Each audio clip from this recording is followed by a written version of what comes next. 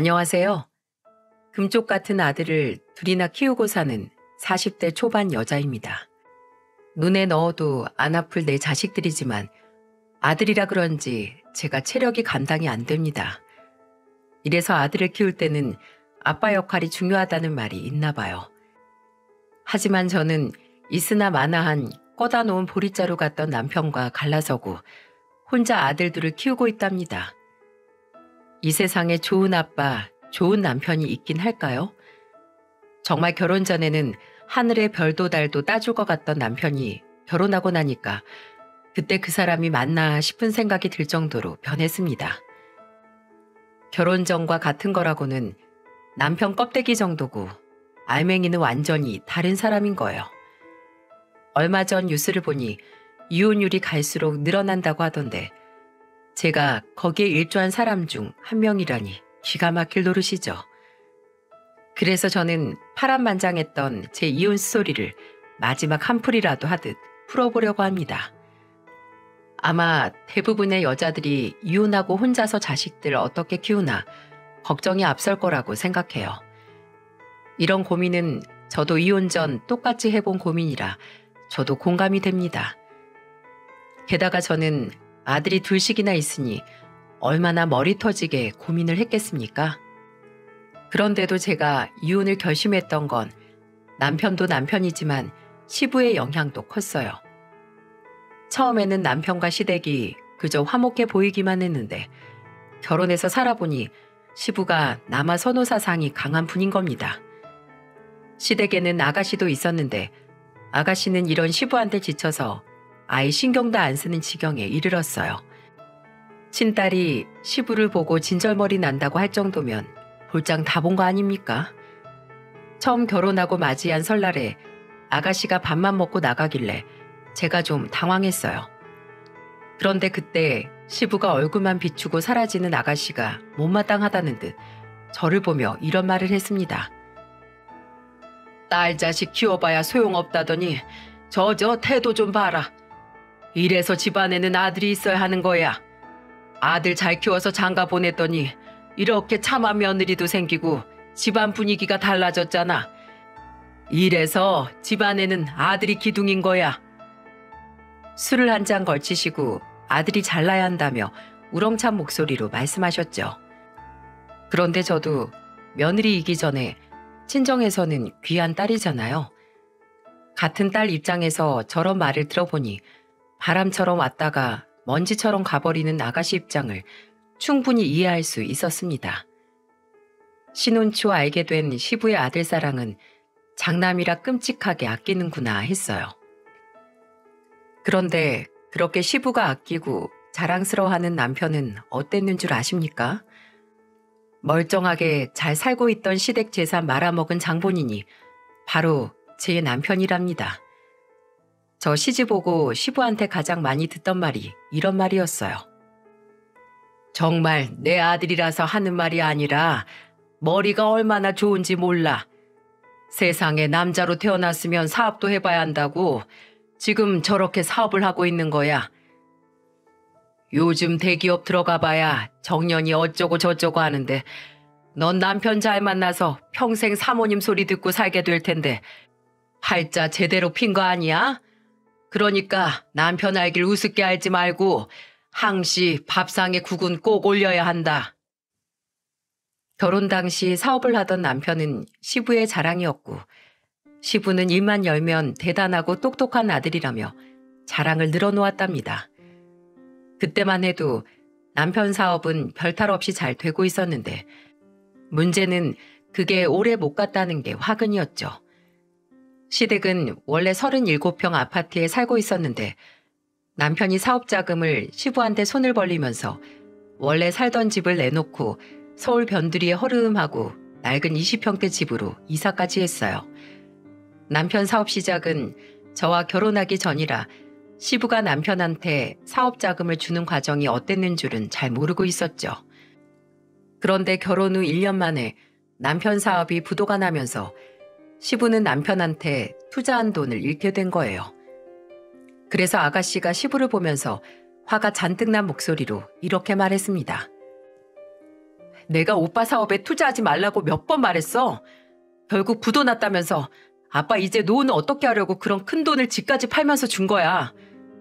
왜 괜히 너까지 와서 집안에 분란을 만들어? 그리고 어디 여자 목소리가 현관 밖에 다 들릴 만큼 큰 소리를 내는 거야? 너 시집가서 이런 식으로 살면 소박 맞고 쫓겨나. 알기나 해? 가정교육 제대로 못 받았다는 소리 들어. 걱정 마. 목소리 큰 걸로 쫓아낼 집구석으로 내가 시집 갈 것 같아? 내 걱정 말고 엄마 아빠 노후 걱정이나 해. 이젠 지긋지긋해서 못 봐주겠어. 나한테 아들이 있는데 내 노후가 뭐가 걱정이야. 괜한 소리 할 거면 나가. 저는 정신없는 와중에 시댁에서 악을 쓰며 시부와 싸우고 있는 아가씨 말을 듣고 남편 사업에 숨겨진 내막을 알게 된 거예요. 그리고는 시부는 마치 자신의 노후를 남편이 책임이라도 질 것처럼 말을 하는 겁니다. 그랬더니 그때 남편이 아가씨와 시부 말다툼을 말리더니 아가씨를 보면서 한숨을 쉬며 이런 말을 했어요. 아직 오지도 않은 노후를 걱정해. 너도 그만하고 안 그래도 속 시끄러운데 분란 만들지 말고 집으로 가. 아빠 잘 봐도 아빠가 그렇게 아끼는 큰아들이 노후 얘기 나오니까 말 돌리는 거. 나는 있으나 마나한 딸이니까 신경 꺼야겠네. 아가씨는 남편의 말에 기가 막히다는 표정을 하고는 나가버렸습니다. 시부는 혀를 차며 아가씨가 성질이 더럽다면서 집구석에서 여자가 소리만 빽빽 지르고 있으니 잘 되던 남편 사업이 망한 거라며 한탄을 하시는 거예요. 갑자기 남편이 감기에만 걸려도 아가씨 탓을 할 것만 같았습니다. 하지만 시부의 불똥은 아가씨가 아닌 다른 쪽으로 떨어졌어요. 결혼할 때만 해도 잘 되던 사업이 제가 첫째를 낳고 몇 개월 뒤 망한 게 이상하다며 괜히 제 아들 탓을 하는 게 아니겠습니까? 그러면서 한 번은 이제 막 돌진한 아들을 보고 제게 심각한 목소리로 이런 말을 하셨어요. 큰 손자 생년월일이랑 태어난 시 좀 가져와봐. 아침에 태어나긴 했는데 태어난 시기가 왜 필요하신데요? 아무리 생각해도 이상해서 그래. 손자라고 마냥 이뻐할 수만 있어? 자식이랑 부모 사이에도 궁합이라는 게 있다는데 제가 태어나고 네 남편 사업 망하고 되는 일이 없잖아. 저는 시부의 말을 듣고 정말 어처구니가 없었어요. 그럼 남편 사업 망한 게 제 아들과 남편 사이에 궁합이 안 맞아서 생긴 일이라고 생각하는 것밖에 더 됩니까? 이제 막 돌진한 아들이 무슨 재주로 남편 사업을 망하게 하나요? 어이가 없어서 시부를 보면서 황당한 목소리로 말했습니다. 이제 돌진한 애 사주를 봐서 뭐 하시려고요? 그렇게 사주 보고 부모 자식 간에 궁합 안 맞다고 그런 말 들으시면 뭐 하려고 그러시는데요? 부적이라도 받아와야 될 거 아니야? 내가 알아보기로는 내 아들은 돈줄을 쥐고 태어났다는데 이상하잖아. 넌 갑자기 네 남편 사업 망한 게 이상하지도 않아? 왜 그렇게 넌 강 건너 불구경이야? 사업이 어떻게 잘 되기만 해요. 그리고 안정적으로 오래 할 수 있는 일이 세상에 어디 있겠어요. 남편 실수로 벌어진 일인데 괜히 다른 가족 탓하지 마세요. 사람은 누구나 다 실수하고 살아요. 그러니까 억지로 죄인 찾아내듯이 그러지 좀 마세요. 너무 답답한 마음에 시부한테 하소연하듯 속마음을 다 털어놨어요. 솔직히 일은 남편이 하고 있었는데 다른 가족들이 갑자기 남편 사업을 어떻게 말하게 합니까? 물론 자식 일이 잘못됐으니까 시부도 부모된 마음으로 충분히 속상할 거라고 생각은 하죠. 하지만 안타깝다고 남 탓하면서 남편만 감싸고 돌면 집안에 분란만 생기지 망한 사업이 갑자기 살아나는 것도 아닌데 시부가 적당히 좀 하길 바랬어요. 제가 이렇게 선을 그으면서 말하자 시부는 제가 내조를 못한다면서 뭐라 했지만 한 귀로 듣고 흘렸습니다. 그 모습을 딱 보니까 시부는 멍청한 자기 아들을 욕할 수 없으니 욕할 만한 다른 사람을 찾으려고 했던 거예요. 저런 걸 두고 삐뚤어진 부성애라고 하나 싶어서 그냥 듣고 흘려버렸죠. 그렇게 남편은 사업을 정리하고 아는 형을 따라 중고차 딜러 일을 하기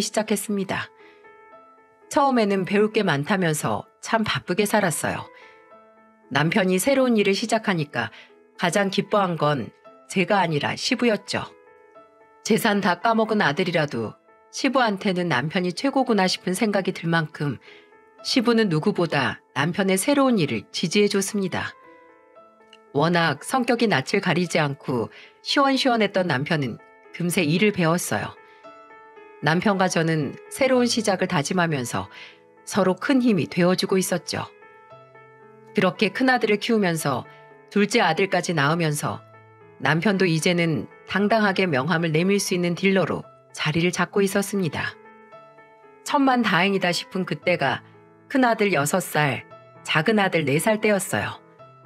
사업 망하고 생겼던 빚을 갚으면서 남편은 성실하게 일하고 있었습니다. 저도 애들이 좀 크니까 회사를 다니기도 수월했고 한 푼 두 푼 아끼면서 알뜰하게 살고 있었죠. 하지만 시간이 지날수록 남편의 태도가 이상해지기 시작했습니다. 딜러 일을 시작한 지도 어느덧 5년 차가 됐을 때쯤 남편은 저를 보면서 이런 말을 했어요. 장인어른은 차 필요 없으셔? 원래 시골 살면 대중교통 없어서 다들 차 필요하다고 하던데 장인어른 차 필요하지 않냐고 한번 물어봐. 우리 집에 트럭 있잖아. 그거 타고 다니시던데? 왜? 당신이 차라도 하나 뽑아드리려고? 내가 그럴 돈이 어딨어. 차 사실 거면 날 통해서 사라는 말이지. 남들은 처가댁에서 이 사람 저 사람 소개시켜주느라 바쁘다던데 장인어른은 주변에 차 산다는 사람도 없대? 시골에서 농사 지으시는데 차 필요한 사람이 뭐 얼마나 있겠어. 에휴, 내 팔자야. 기댈 처가댁이 있는 것도 아닌데 장인어른 필요 없어도 그냥 한 대 좀 뽑아주시지. 정말 너무하신다. 요즘 일 안 풀려서 죽겠구만. 남편은 요새 일이 잘 안 된다면서 괜히 친정아빠 얘기를 꺼냈어요. 친정이 경상북도 구미에서 농사를 짓고 있었는데 남편은 은근히 농사 짓는 저희 집안을 무시하기 시작했죠.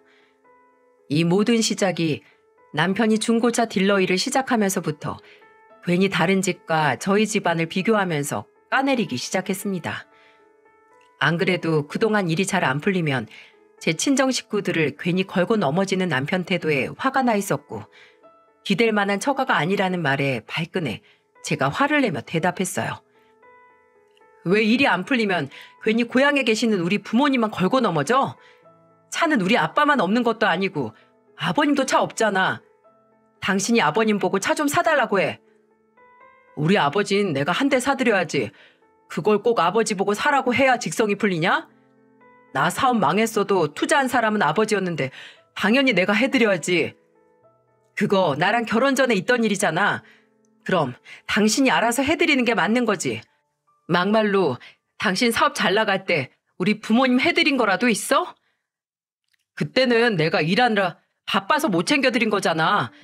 내가 마음은 늘 생각하고 있었어. 내가 말을 안 해서 그렇지 서울에서 구미로 텔레파시 보내? 당신 매일 일로 눈코 뜰 새 없이 바빠도 여가 생활 다 하고 다녔잖아. 매일같이 아버님이랑 낚시도 했었는데 우리 부모님께 전화 한 통 먼저 해본 적 있어? 태풍이 와도 괜찮냐고 안부 전화 한 번이라도 해본 적 있냐고. 사위가 이렇게 나오는데 세상 어떤 장인 장모가 사위 위해주고 싶겠어? 우리 부모님한테 손 벌리기 전에 그동안 당신이 어떻게 했나 양심이 있으면 생각이라는 걸 좀 해봐. 제 말에 남편은 대답도 못하고 멋쩍은 듯 자리를 피해버리더군요. 세상에 누울 자리를 보고 다리 뻗으라는데 그동안 남편은 제가 같이 친정 좀 가자고 하면 명절이라 길 엄청 막힐 거다. 애들이 힘들어한다. 진짜 별의별 투정을 다 했습니다. 그러다 겨우 친정에 도착하면 남편이 뭐 했는 줄 아세요? 장거리 운전해서 피곤하다고 친정집에 있는 방에 기어들어가서 반나절이 넘도록 잠만 잤답니다. 이런 한심하고 철없는 사위를 보고도 저희 아빠는 허허 웃으면서 이런 말을 했어요. 장거리 운전하느라 힘들었을 텐데 푹 자게 둬. 맨날 잠만 자는데도 아빤 사이가 뭐가 이쁘다고 그렇게 웃기만 해. 뒤통수에 대고 화라도 한번 내야지. 아, 내가 왜 사위한테 화를 내?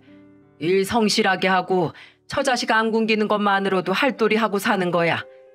너도 너무 구박하지 말어. 아빠는 남편이 사업에 망해도 좌절하지 않고 다시 일을 찾아 나서는 것만으로도 다행이라며 말하고는 하셨어요.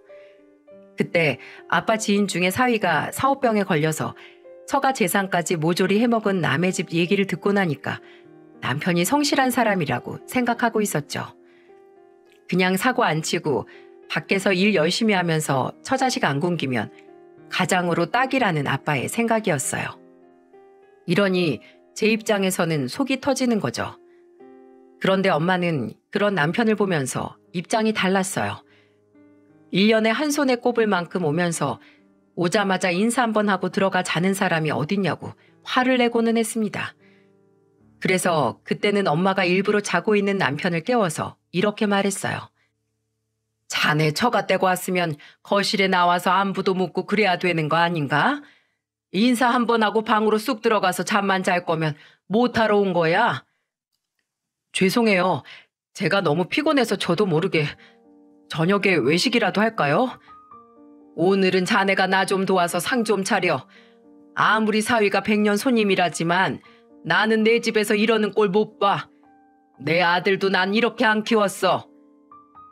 엄마는 자고 있는 남편을 깨워서 불호령을 내렸고 남편은 잠이 덜 깬 얼굴로 엄마 뒤를 군말 없이 쫓아갔습니다. 친정에는 남동생도 있었는데 엄마는 남동생이라고 특별히 더 아끼거나 그러지 않으셨어요. 오히려 남자는 이것저것 몸으로 다 부딪혀 봐야 한다고 농번기에는 같이 데리고 나가기도 했습니다. 그래서 그날도 아빠는 남편을 보면서 자게 두라고 말렸지만 엄마는 기어코 남편을 깨워서 텃밭에서 상추를 뜯어오게 했어요. 덩달아 남동생도 엄마의 불호령에 같이 저녁 준비를 하게 됐습니다. 여장부 같은 엄마의 불호령에 남편은 당황스러운 얼굴로 분주히 움직이는데 그 모습을 보고 한참을 배잡고 웃었네요. 오죽하면 큰아들이 남편 모습을 보고 장난스러운 말투로 말했습니다. 아빠 맨날 집에 오면 거실에 누워서 TV만 보는데 오늘은 엄청 바쁘네. 엄마, 이따가 아빠한테 마당에서 공놀이 하자고 해도 될까? 아빠한테 저녁 먹고 나가서 공놀이 하자고 해. 아싸, 드디어 아빠랑 공놀이 한다. 제 말에 큰아들은 박수를 치며 세상을 다 가진 듯 좋아했어요. 그때 아들이 6살이었는데 남편이랑 공놀이 한번 해본 적이 없었다고 하면 믿어지시나요? 맨날 집에 오면 TV나 핸드폰만 보고 애들이 놀자고 해도 귓등으로도 안 듣던 남편이었습니다. 그러니 그날 친정에서 엄마의 불호령에 분주하게 움직이는 모습을 본 아들이 남편을 신기해하는 것도 놀라울 일이 아니었죠. 그놈의 중고차 딜러일 때문에 개인적인 약속도 많고 고객 관리한다면서 회식도 많았어요. 그러니 저는 자연스럽게 혼자서 애들을 키우고 있었죠. 주변에서는 아들한테는 아빠가 중요하다는 말을 들을 때마다 우리 집에는 과연 남편이 있는 건지 없는 건지 헷갈릴 지경이었습니다. 그래도 그날 오랜만에 고향에 온 사이가 저녁까지 준비하고 고생했다며 아빠는 남편한테 기름값 하라고 현금도 쥐어주셨어요. 그러자 남편은 화색을 보이면서 아빠한테 감사하다면서 밝은 표정으로 인사를 하는 겁니다. 그때는 그 모습도 어찌나 얄미웠는지 모릅니다. 하지만 꼭 미운 놈이 미운 짓만 한다고 집으로 가던 길에 휴게소에 잠시 들른 남편이 봉투를 열어보더니 갑자기 표정이 확 굳는 게 아니겠어요? 그러면서 한숨을 푹 쉬더니 예민해진 말투로 이렇게 말했어요. 그럼 그렇지. 웬일로 봉투에 돈을 담아주나 했는데 꼴랑 10만 원? 진짜 기름값만 좋네. 에이, 꼴랑 10만 원? 지금 우리 아빠 성의를 무시하는 것도 아니고 말을 왜 그렇게 해? 명절에 여기까지 와서 용돈까지 챙겨드렸으면 조금이라도 더 넣어주실 거라고 생각했지. 우린 빈손으로 왔어? 명절에 부모님 생각해서 해드려 놓고 뭘 해준 만큼 받으려고 들어. 난 죽어라 일만 하다 왔잖아. 그럼 최소한 30만 원은 주셔야 수지 타산이 맞는 거지. 시골 총구석에서 농사만 지으시니까 이렇게 시세를 모르시지. 지금 수지 타산이라고 했어? 난 시댁에서 뭐 놀다 왔어? 그리고 우리 집에 와서 매년 일한 것도 아니고 매번 잠만 자다 겨우 한번 일해놓고 그게 그렇게 억울해? 당신 말대로면 나 시댁에서 일한 거 전부 시급 쳐서 받아도 모자라. 어디 한번 나도 수지 타산 맞게 계산기 두드려 볼까? 누가 이기나 한번 해볼 거냐고. 또 그런다. 아우, 내가 미안해. 됐냐? 오랜만에 맨손으로 흙을 만졌더니 내가 정신이 나갔나 보지. 내가 죽일 놈이다 그래. 한 번만 더 그런 식으로 돈돈거리고 시골 총구석에 어쩌고 해봐. 나도 내가 시댁에서 뭘 얼마나 했는지 다 따져볼 거니까. 제가 버럭 화를 내면서 말하자 그제야 남편은 꼬리를 내리며 사과를 하더군요. 남편은 이런 식으로 제 친정을 시골 총구석이라면서 무시하고 농사짓는 아빠가 돈이 없어서 궁상맞게 사는 거라며 무시를 한 적이 한두 번이 아닙니다. 그러니 제가 유치하지만 나도 시댁에서 일한 거 전부 돈으로 계산해 보겠다고 맞불을 놓은 거예요. 하지만 이렇게 저희 집을 무시하던 남편이 모르는 게 하나 있었습니다.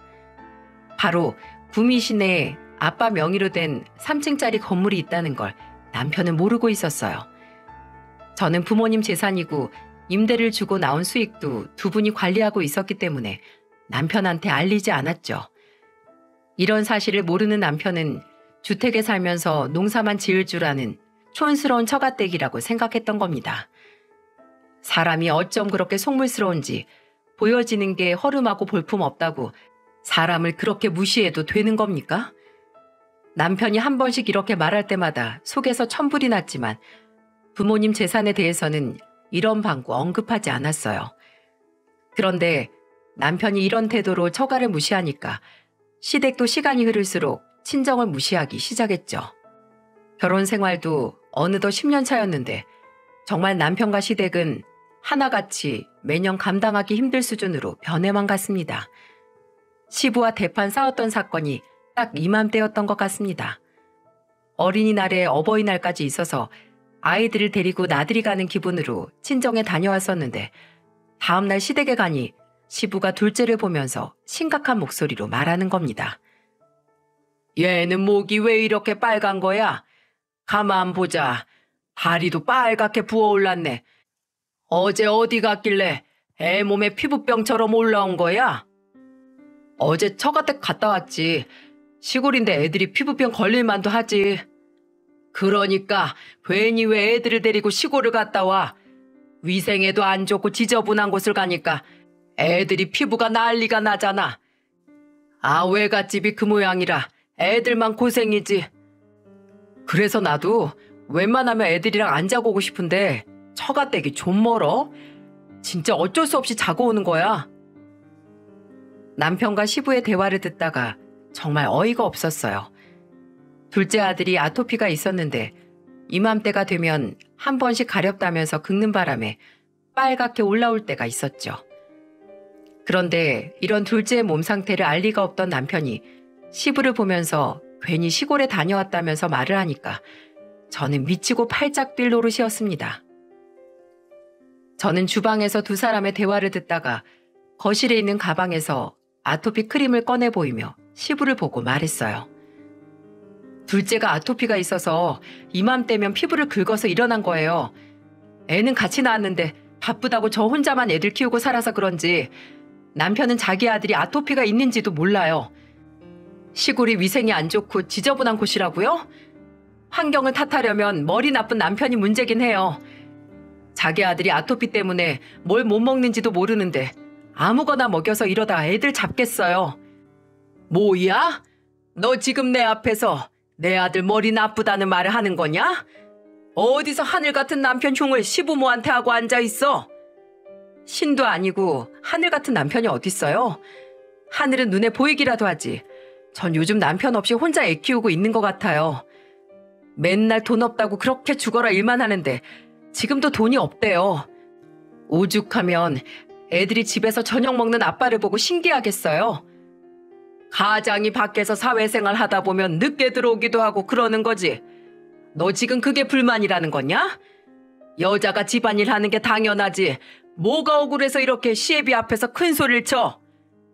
아니죠. 같이 사는데 집안일에 여자 남자가 어딨어요? 그리고 외가댁이 그 모양이란 말 사과하세요. 솔직히 이 집도 대단한 궁궐도 아니고 해도 잘 안 들어서 구석구석 곰팡이 쓸어 있는 곳도 있는데 멀쩡한 남의 집 무시할 만큼은 아니잖아요. 뭐야? 난 절대 사과 못한다. 네가 나한테 사과해. 어디 감히 시아버지한테 말대답이야. 저는 그날 시부와 단판이라도 지을 태세로 사과를 받아내려고 했습니다.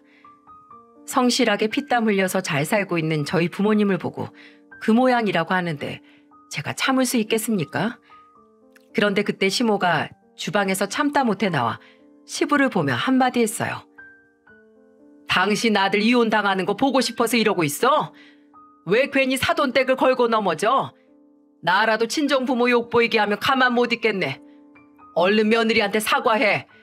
시아버지가 아니라 나라님이 온다 해도 이 상황에서 말대답 안 나오고 배기겠어? 당장 사과해. 시모는 시부를 보면서 호통을 쳤고 저는 시부한테 사과를 받을 수 있었습니다. 시부는 기어들어가는 목소리로 손자가 아파 보여서 자기도 모르게 말이 헛나왔다며 사과를 했어요. 엎드려 절받기 같은 사과였지만 그래도 마음 한켠이 조금은 풀렸습니다. 그리고 시모는 저를 따로 불러서 절 위로하며 다독여 주셨어요. 사실 시댁은 시부랑 부딪히지만 않으면 크게 분란 없이 잘 지낼 수 있었는데 늘 시부가 문제였죠.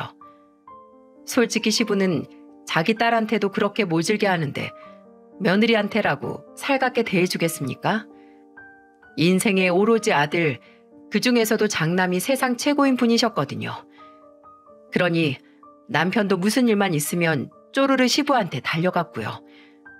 무슨 애도 아니고 늘 자기 편을 들어주면서 좋은 말만 해주는 시부를 남편이 싫어할 리가 없었죠. 오죽하면 시모 생신을 까먹어도 시부 생신은 일주일 전부터 기억하고 뭘 해드려야 하나 고민까지 하더라니까요.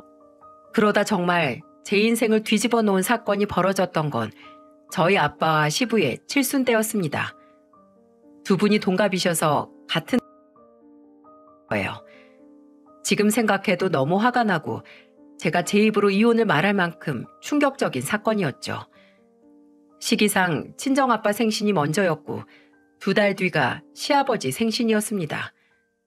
그런데 친정아빠 칠순 생일이 다가올 즈음 제가 남편한테 어떻게 하면 좋을지 진지하게 물었어요.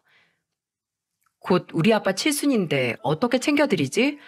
요즘은 칠순 잔치도 많이 안 하는데 그냥 가족들끼리 좋은 식당에서 밥 먹고 용돈 좀 드리자. 근데 내가 요즘 판매 실적이 안 좋아서 돈이 별로 없는데 밖에서 외식하기 부담스럽다. 가족들 전부 모여서 밥 먹으면 한 끼에 돈 엄청 깨지겠는데? 그렇다고 집에서 할 순 없잖아. 나도 일하러 다니는데 그런 걸 언제 다 챙겨. 출장 뷔페를 부르면 모를까. 그럼 장인어른 칠순이니까 내가 한번 알아볼게. 바쁘다고 자주 가보지도 못하는데 내가 제대로 한번 모셔야지. 남편은 외식비가 부담이 된다며 고민을 하다가 본인이 그동안 처가 식구들께 무심했다며 본인이 직접 알아보겠다고 하는 거예요. 속으로 드디어 철없던 남편이 정신을 차리는구나 싶었죠. 그리고 그동안 회식이나 모임도 많았고 남편이 여기저기 가본 식당이 많으니까 좋은 식당 알아오겠지 하고 믿었어요. 하지만 남편을 믿은 제가 바보였다는 걸 아빠 생신 당일에 깨달았습니다. 그날 경북 구미에서 버스를 타고 사위 초대를 받고 올라온 부모님은 잔뜩 기대를 한 채 올라오셨어요. 저도 부모님께 사위가 장인어른 칠순이라 신경 많이 쓴 것 같다며 잔뜩 기대하고 있었죠. 남편은 본인이 그동안 처가에 너무 못한 것 같다며 잘 챙겨보겠다고 했을 때는 당연히 기대가 되는 건 당연한 거 아닙니까? 그런데 큰 소리 뻥뻥 치던 남편이 데려간 식당을 보고 저는 기가 막혀서 말이 안 나왔습니다. 세상에 장인 칠순에 남편이 알아본 식당은 1인당 9,900원 하는 무한 리필 삼겹살 가게였다면 믿어지시나요? 가게 입구부터 9,900원을 강조하는 입간판을 보자마자 쥐구멍에 숨고 싶을 만큼 부끄러웠어요. 경북 구미에서 올라오신 부모님께 이런 대접을 하겠다고 부른 건 아니었는데 정말 뒤통수가 얼얼했죠. 게다가 다른 날도 아니고 장인 칠순인데 삼겹살 무한 리필 말이 된다고 생각하시나요? 부모님도 예상치 못한 장소에 당황한 기색이 역력했고 그 자리에서 아들 둘만 신이 나서 뛰고 있었습니다. 남편은 제 속도 모르고 친정아빠를 보며 자랑스러운 목소리로 말했어요. 장인어른, 배부르게 드시라고 제가 심사숙고해서 고른 식당이에요. 힘들게 농사 짓느라 기력 많이 떨어지실 텐데 오늘 마음껏 많이 드세요. 김서방이 내 취향을 좀 아네. 나는 많이 먹을 수 있으면 다 좋아. 배고픈데 얼른 가서 먹자. 애들도 너무 좋아하네. 아빠는 그래도 사이가 신경 써서 칠순이라고 이렇게 챙겨주니 고맙다며 식당으로 들어가셨어요. 엄마도 그런 아빠를 보며 한숨을 쉬고 같이 식당으로 들어가셨죠. 저는 남편한테 화를 내고 싶었지만 부모님도 계시고 이미 애들은 고기 먹는다고 신나 있어서 제가 분위기를 망칠 수 없었습니다. 식당 안으로 가보니 그 안에는 더 난리도 아니었어요. 남편이 예약했다는 자리로 가서 앉았는데 저희 테이블 옆에는 셀프로 반찬을 담아갈 수 있는 반찬통이 있었습니다. 사람들이 계속해서 왔다 갔다 했고 정말 정신이 하나도 없었어요. 게다가 무한리필 가게 저녁 시간이라 술 한 잔씩 하면서 고성방가를 지르는 사람도 많았고요. 그야말로 개판 5분 전 같은 상황에서 부모님을 모시고 밥을 먹게 된 거예요. 그것도 친정아빠 칠순의 말입니다. 너무 어처구니가 없어서 저는 먹는 둥 마는 둥 하고 있었고 아빠는 제 앞에 잘 익은 고기를 놔주며 말하셨어요. 우리 딸, 얼른 고기 좀 먹어. 김서방은 이런 맛집을 어떻게 알았을까? 고기가 육질이 살아있네. 빨리 안 먹으면 식당에 있는 삼겹살 우리 손자들이 전부 다 먹어치우겠어. 그런 아빠의 모습을 보는데 제가 가슴이 미어졌습니다. 애초에 남편한테 맡겨놓고 잘 고를 거라 생각했던 제 탓이다 하고 저를 탓했어요. 그때 눈치 없는 남편이 아빠 말을 듣고는 한마디 거들면서 말을 이어갔습니다. 장인어른 옆에 보시면 셀프로 상추도 편하게 가져다 드실 수 있어요. 제가 처가에서 텃밭 상추를 직접 따서 바로 먹는 거랑 옆에 이렇게 직접 가져다 먹을 수 있는 통이 있어서 편하게 손만 뻗으며 먹을 수 있는 상추통이 있는 거 같은 겁니다. 남편은 말도 안 되는 소리를 하고 입이 찢어져라 웃는데 정말 저놈의 입을 확 꼬매버릴 수도 없고 정말 화가 나더라고요. 그렇게 밥이 코로 가는지 입으로 가는지도 모르는 저녁을 먹어야만 했습니다. 자식으로서 정말 면목도 없고 죄송스러운데 아버지는 계속 괜찮다는 말만 하시니까 제가 더 미안한 마음이 쓰였죠. 그런데 밥을 다 먹고 남편이 친정아빠한테 용돈을 드리는 걸 보고 마지막 희망으로 용돈이라도 잘 드렸길 빌었습니다. 아빠는 사위 덕분에 호강한다면서 즐거워하셨고 저는 정말 용돈이라도 많이 담았길 바랬어요. 그날 부모님께 주무시고 가라고 말했지만 엄마는 내 집이 편하다면서 막차를 타고 아빠와 같이 내려갔습니다. 화를 꾹꾹 억누르고 있는데 엄마한테 한 통의 문자를 받고 참고 있던 뚜껑이 열렸어요. 엄마한테서 도착한 문자는 이런 내용이었습니다. 김서방이 네 아빠 칠순이라고 30만 원 담았더라. 너희들 바쁜데 온 것 같아서 아빠가 미안하다고 전해달래. 제대로 열이 올라서 잔뜩 화가 난 저는 그날 집에서 남편과 대판 싸웠어요. 남편은 뭐가 문제냐며 아무렇지도 않게 말하는데 그 꼴을 보고 저는 화가 나서 소리쳤습니다. 우리 아빠 생신에 무한리필 삼겹살이 말이 된다고 생각해? 입장 바꿔서 생각해봐. 내가 이렇게 했어도 당신 괜찮다고 했을 거야? 뭐가 문제야? 잘 드시고 가셨으면 됐잖아. 식사 대접하고 용돈 드렸으면 사위로 할 만큼 했지. 대체 뭘 더 바라는 건데? 뭘 한 게 있어야 내가 납득을 하지. 그리고 용돈 30만 원은 뭔데? 100만 원 드리려니까 손 떨려서 돈 세담한 거야? 왜 그렇게 우리 집에는 무심하게 굴어? 당신 장인 장모잖아. 나 요즘 발에 땀나도록 뛰어다니는데 실적 안 좋다고 맨날 깨져. 내가 회사원도 아니고 따박따박 월급이 고정으로 들어오는 것도 아닌데 하필 이렇게 어려울 때 장인어른 칠순이라 나도 답답했다고. 그럼 나한테 말을 했어야지.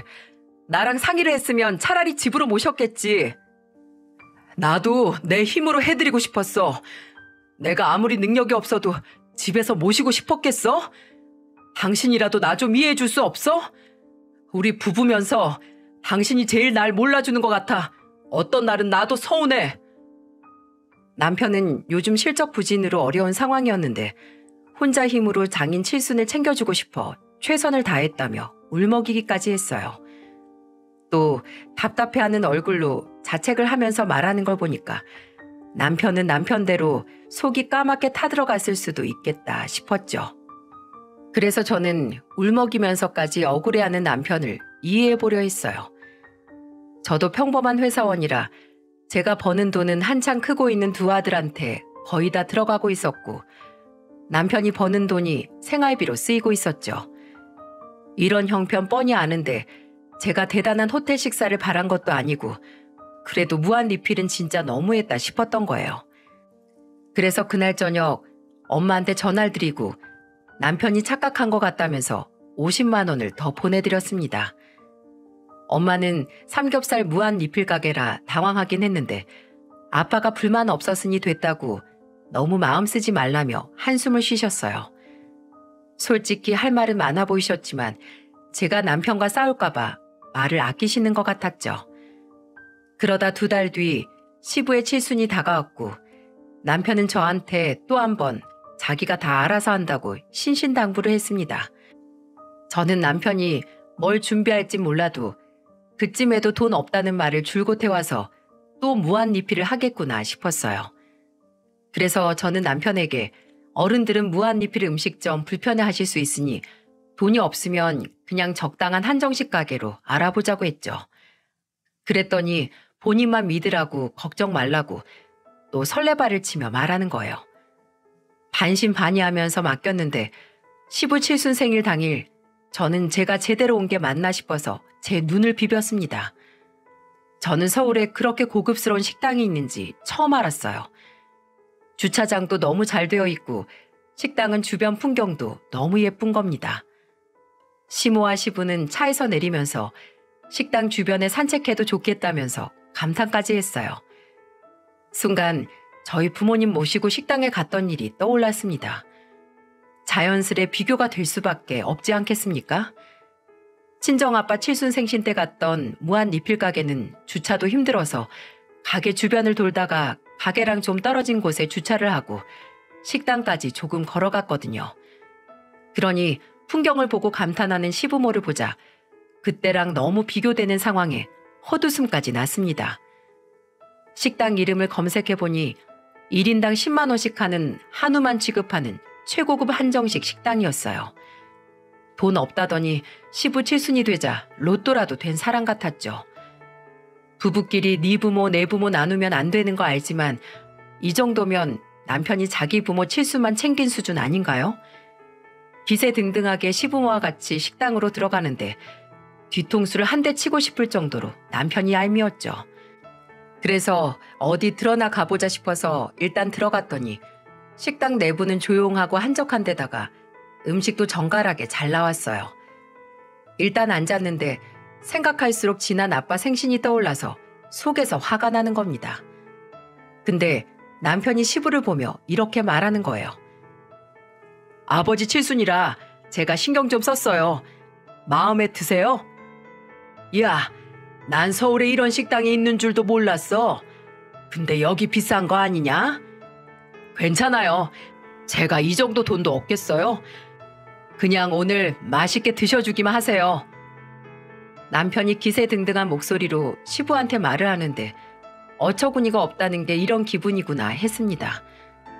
그렇게 밥을 먹는데 정갈하게 차려진 음식을 보자 자꾸 친정아빠 칠순 때가 떠올라 속에서 화가 끓어올랐죠. 그런데 밥을 먹다가 시부가 남편을 보면서 궁금한 듯 이런 질문을 했습니다.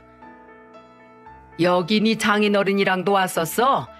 그 양반도 나랑 동갑이니까 비슷할 텐데. 그때는 삼겹살 먹었어요. 이런 식당도 와본 사람이 오는 거지. 시골에 사는 분들은 오히려 이런 곳 오면 부담스러워해요. 그것도 그런가? 하긴 좋은 것도 먹어본 사람이나 먹는 거야.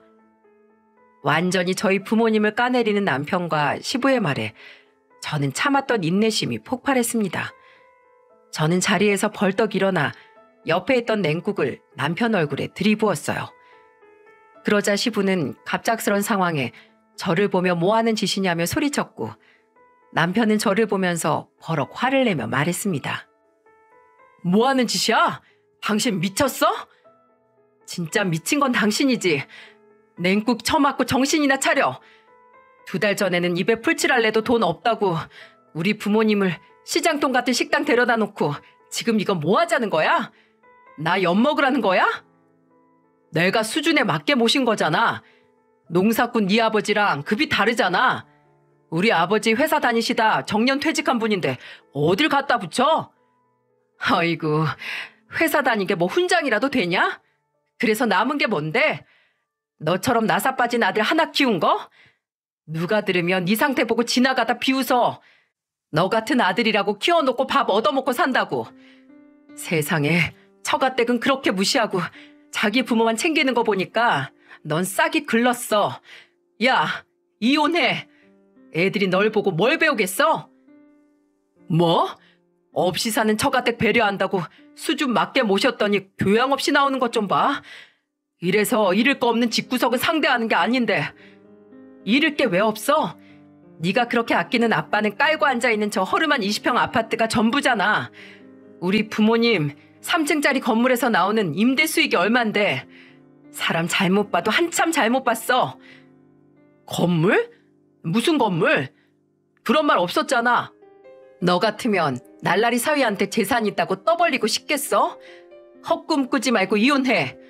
너 같은 거 없어도 우리 애들 내가 책임지고 잘 키울 수 있으니까. 남편은 그제 알게 된 저희 부모님 재산에 어안이 벙벙한 표정이었어요. 그리고 저는 시부를 보며 말했습니다. 그렇게 아끼시는 아들, 이 자리에서 반품할게요. 아버님 칠순 선물로 아들 다시 드리는 거니까 서운해 말고 받으세요. 저는 다시 돌려받을 생각 없고 평생 집에서 아들 하나만 보고 사시던지 마음대로 하세요. 뭐야? 너 지금 이게 무슨 되먹지 못한 짓이야? 먼저 이렇게 만든 건 아저씨 아들이에요. 그리고 방금 우리 부모님 건물 있다고 하니까 아저씨 아들 눈빛 달라지는 거 보셨어요? 분발하세요. 돈 없으면 1인당 9,900원 하는 무한리필 가게에서 삼겹살 드시는 거 한순간이니까요. 제가 드리는 선물 잘 받으시고 인생 업보다 생각하고 사람 만드세요. 저는 시부한테 아들을 반품한다 소리치고 아들 둘을 데리고 나와버렸어요. 시모도 갑자기 벌어진 상황에 황당한 표정이었죠.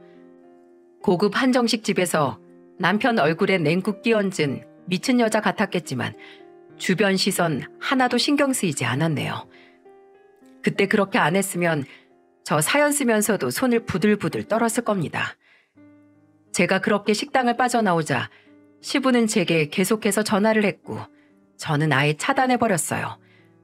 그리고 뒤이어 남편 전화가 걸려왔고 저는 남편 전화를 받아서 이렇게 말했어요.